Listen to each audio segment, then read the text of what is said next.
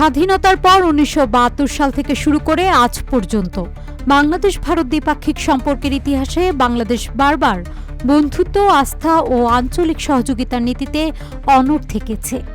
৫৪ বছরের এই যাত্রায় বাংলাদেশ ভারতের জন্য খুলে দিয়েছে আকাশ, সড়ক, নদীপথ, ট্রানজিট করিডোর, পণ্য বাজার, এমনকি বিদ্যুৎ ও অর্থনৈতিক বিনিয়োগের বিশাল ক্ষেত্র। বন্ধুত্বের আশায় একের পর এক চুক্তিতে বাংলাদেশ দিয়েছে রপ্তানি সুবিধা, কর মওকুফ, ট্রানজিট অধিকার, এমনকি ভূ রাজনৈতিক সুবিধাও। কিন্তু এই উদারতা এবং একতরফা ছাড়ের বিপরীতে ভারত কি দিয়েছে? উত্তর খোঁজার চেষ্টা করলে দেখা যায় বাংলাদেশের ঘরে ফিরেছে বিপুল বাণিজ্য ঘাটতি, শিল্পে প্রতিযোগিতার অসাম্য, প্রাকৃতিক সম্পদের ক্ষয়, কৃষিতে পানি সংকট এবং কৌশলগত নির্ভরতাজনিত দুর্বলতা। RICL TMX, যুগের পর যুগ স্থাপনা থাকে মজবুত। ২১ শতকের দ্বিতীয় দশক পেরিয়ে এসেও তিস্তার পানির ন্যায্য হিস্যা মেলেনি, সীমান্তে হত্যাকাণ্ড থামেনি, আর বন্ধুত্ব শব্দটি থেকে গেছে শুধু রাজনৈতিক বিবৃতির আলংকারিক ব্যবহারে। এই দীর্ঘ সম্পর্কের ভারসাম্যহীনতা কি কেবল কূটনৈতিক সৌজন্যের আড়ালে ঢাকা পড়ে থাকবে, নাকি সময় এসেছে একবার স্পষ্ট করে হিসাব মিলিয়ে দেখার কে কতটা পেল আর কে হারালো কিভাবে? ভারতের সঙ্গে গত ৫ দশকের বাণিজ্য ও অর্থনৈতিক সম্পর্ক বিশ্লেষণ করলে দেখা যায় বাংলাদেশ অর্থনৈতিকভাবে কিছু সুফল পেলেও বেশ কিছু গুরুত্বপূর্ণ ক্ষেত্রে ক্ষতির সম্মুখীন হয়েছে।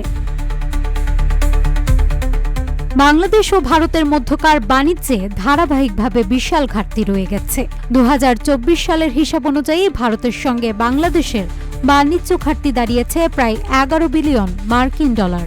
এই ঘাটতি অর্থনীতিতে বৈদেশিক মুদ্রার চাপে পরিণত হয়েছে এবং ডলারের ঘাটতি ও রিজার্ভ হ্রাসে প্রভাব ফেলে, যা দেশের সামগ্রিক অর্থনৈতিক স্থিতিশীলতা বিপন্ন করে।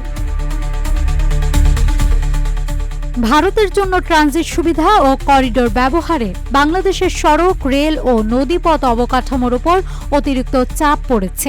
এতে নিয়মিত রক্ষণাবেক্ষণের খরচ বেড়েছে, কিন্তু ভারতীয় পণ্য পরিবহনের মূল সুবিধা ভারতেই রয়ে গেছে। সেই সঙ্গে ট্রানজিট ব্যবহারে জ্বালানি খরচ ও পরিবেশ দূষণ বৃদ্ধি পেয়েছে, যা বহন করছে বাংলাদেশ।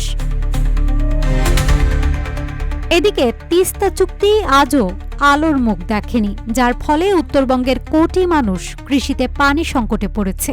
ভারত একতরফাভাবে বিভিন্ন নদীতে ব্যারেজ নির্মাণ করে পানি প্রত্যাহার করেছে, যার ফলে বাংলাদেশের কৃষি উৎপাদন কমেছে, নদীনালা শুকিয়ে গেছে এবং পরিবেশগত ভারসাম্য নষ্ট হয়েছে।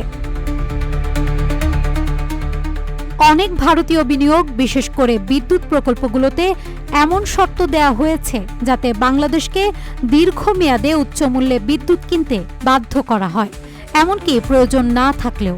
এতে বাংলাদেশ আর্থিক দায়ে জর্জরিত হয়েছে এবং ভবিষ্যতে শক্তি নিরাপত্তা হুমকির মুখে পড়েছে। ভারতীয় কম মূল্যের পণ্য সহজে বাংলাদেশি বাজারে প্রবেশ করায় বাংলাদেশের ক্ষুদ্র ও মাঝারি শিল্প ব্যাপক প্রতিযোগিতার মুখে পড়ে। টেক্সটাইল পণ্য উৎপাদন, কসমেটিক্স, প্যাকেজিং সহ বহু খাতের স্থানীয় শিল্প প্রতিষ্ঠান বাজার হারিয়েছে বা বন্ধ হয়ে গেছে, যার ফলে কর্মসংস্থানও হ্রাস পেয়েছে। এইসব ক্ষতি অর্থনৈতিক ভারসাম্যহীনতা সৃষ্টি করেছে, যা দীর্ঘমেয়াদে বাংলাদেশের উৎপাদন সক্ষমতা, কর্মসংস্থান, পরিবেশ এবং কৌশলগত স্বাধীনতার উপর নেতিবাচক প্রভাব ফেলেছে। অর্থাৎ ভারত যেভাবে একতরফাভাবে লাভ করেছে, বাংলাদেশের ক্ষেত্রেও ততটাই গভীর ও নীরব ক্ষতি তৈরি হয়েছে। এত কিছু দেওয়ার পরও যদি বাংলাদেশি বারবার ক্ষতিগ্রস্ত হয়, তবে এই বন্ধুত্ব আসলে কাদের জন্য মঙ্গল বয়ে আনছে? না ঝাঁতুলতোয়া রূপালী বাংলাদেশ।